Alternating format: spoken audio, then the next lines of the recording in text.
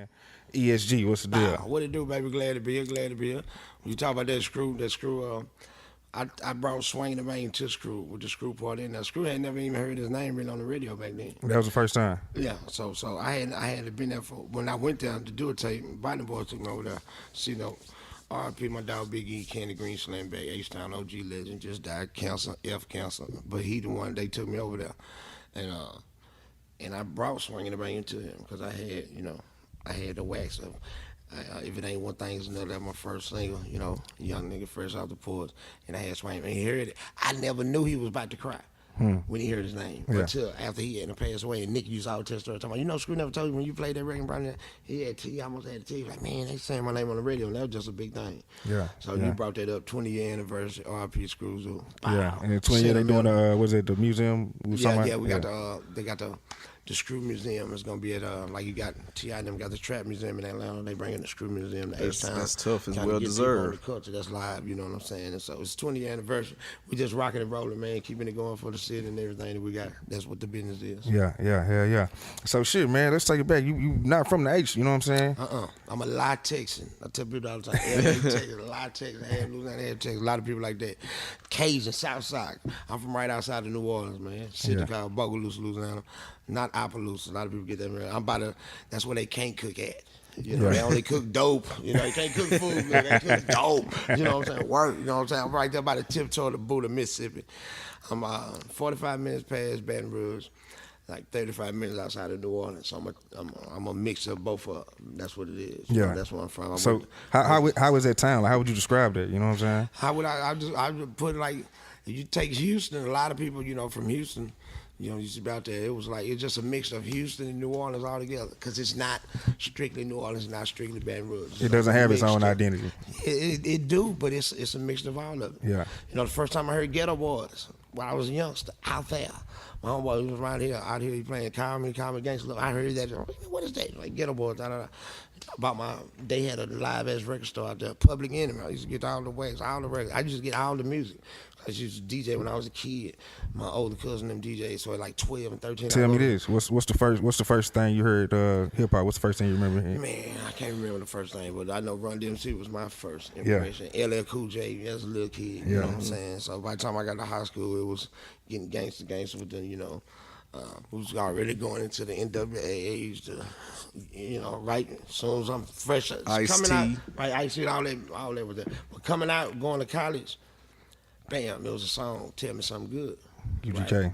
Bam, I go to UL Lafayette. I'm out there, you know what I'm saying? And it's a club called Strawberry. It's an infamous club. Bobby Kaye, one of the biggest promoters ever from Louisiana, ever. He did all the shows. Like when Bootsy first came out, all his shows were straight to him. So me, as a youngster coming up in the game, when I got there, all these big concerts would be there. So it was like UGK was there, right then, Tupac got his chain snatched in this club. Pac, the same big herringbone, got snatched. I was mad, nigga, I'm a fan. You niggas a snatch Pac chain. Somebody is somewhere in Lafayette has like a badge of honor. A badge of honor. Is it still there? Yeah, you nigga like, say, bro, that boss snatched Pac chain, bro. Yeah, bro. Right there. Oh, yeah, boy, you should have seen that thing, bro. Yeah, back then, No, people don't know that they're like, you hear about New Orleans and shit, but like Lafayette, they wild out there. Like my mom from Sunset, you know what I'm saying? You look like a Creole. Yeah. Straight out Sunset Grand Coteau. Yeah. First time I was a big baby. Sunset Grand Coteau, they had a big ass club out there. The same people, Bobby Kaye. Yeah. That's when I knew Q Dogs was more than a Q. Like, one Crips and Bloods. Going to college. Yeah. Q Dogs were the Crips. The Campus was the Bloods. so look, I'm a street cat. On my way to college, I don't want my name. My nickname growing up as a kid was Snapper. And since I knew how to rap, from my mama, that's Snapper the Rapper. Like, nigga, that is not finna be my name when I get to college. So I used to have to think of that. So the acronym that fit me at the time where I come from, was the gangster environment, was E.S.G, Everyday Street Gangster. Yeah. So when they got to, that's the name I made up at college. But I met UGK at that club, got in the car, Pimp C Bun. The first time I say, yeah, UGK, because everybody knew him. When I got to college, I just started grabbing the mic at the parties, wrecking. Yeah. So anytime they got a concert, somebody come, Yeah, you already was established. I'm like, you know, on campus, ain't nobody rocking. And you better shut up. Yeah. You know, you better come get this. And it's all off the head, how you doing? It's all off the head. I had stories and write songs too, but I was freestyle king. Because see, that's how, we ain't really say that name, but this how it was. A cat, no matter where they were from, they might rap and have a whole 16 they done made up, Some boys used to be rapping shit I done heard before. I used to be sitting there, and I just look at them. And then I just immediately talk about everything they got on, how they look. You know what I'm saying? Like, yeah, you look good, you dumb, you need to go to classes. Yeah, them some new Reeboks, but get rid of them ugly ass, old ass glasses. It just would be shit like that. And bam, bam, bam. So, and rocking the crowd, but bam. I remember Pimp like, hey man, you want to be a rapper? I'm sitting there, that boy had about an ounce of Reggie. Which, I mean, was suitable for the time. Suitable, was the shit. Yeah, it was the shit back then. Yeah. With a 380 bumps in that bum. So wait a minute, so you been from Louisiana, did y'all call all weed Doja, or was it? Doja went out then. The word Doja went out then. It went out then. Hell no, man. Okay. I mean, it was just getting to that. You know what I'm saying? It was just weed. You know what I'm saying? Man, back youngsters back then, they didn't say weed. That's how I got kicked out of college. Caught with no, you know what I'm saying? No, but anyway, yeah. We gonna get to that part. We'll get to that part. Yeah. Back then though, but that's how it was. It was just, he had some goods. Then, you know, it changed the other name. Yeah. But he was like, so you want to be a rapper? So I would, baby, Cash Money Slim from Cash Money Records. That's when I first met Slim. Me and Slim was so cool because we used to talk business. He used to. This is way back when you were in college? When I'm in college. No you know shit. what I'm saying? Whoever they come there to perform, they got a name, whatever, they would always put me on the show, no matter who it was. Other niggas couldn't get the mic. Yeah. But me, they would give me the mic because I was just so hard rocking the crowds out there.